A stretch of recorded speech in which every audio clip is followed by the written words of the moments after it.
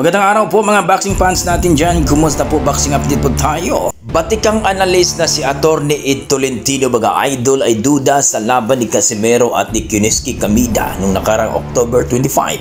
Ayon sa ating batikang analyst ay nakakaduda daw ang laban ni Casimero at Kuniski Kamida sapagkat hindi naman daw lingid sa kaalaman ay itong si Kamida at ang kanyang promoter ay pinsang buo.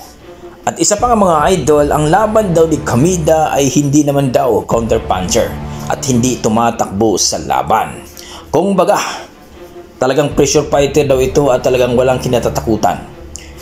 No, suntukan at talagang duguan kung gusto ang ginagawa ni Kamida. Kagaya lamang ni Kamida versus Luis Nery na kung saan mga idol talagang bukbukan daw ito. Sabayan daw ito ni Nery. Kaya nga daw ito ay natikio ng 7 rounds kasi nga ay talagang ayaw niya, no? Na talagang umilag o umiwas ni Luis Nery. Kailangan daw talaga na makipagsuntukan dahil nga matapang itong si Kamida. Pangalawa ay sabayan din ito, no? Nakipagpalitan dito kay David Picasso na kung saan mga idol ay muntikan pangang matalo si David Picasso. Pero nung nakalaban ni Casimero itong si Kuniski Kamida, first time lang naman daw nilang maglaban. Dapat daw talagang nakipag-bill to bill itong si Kamida. Pero nangyari mga idol, walang ginawa itong si Kamida mula round 1 hanggang round 10 ay tumatakbo ito.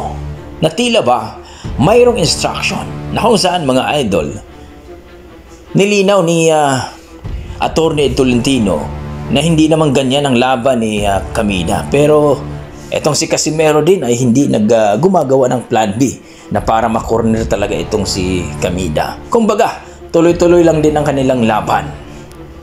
No? Na tila bang walang nangyari. Nanalo si Kamida through unanimous decision.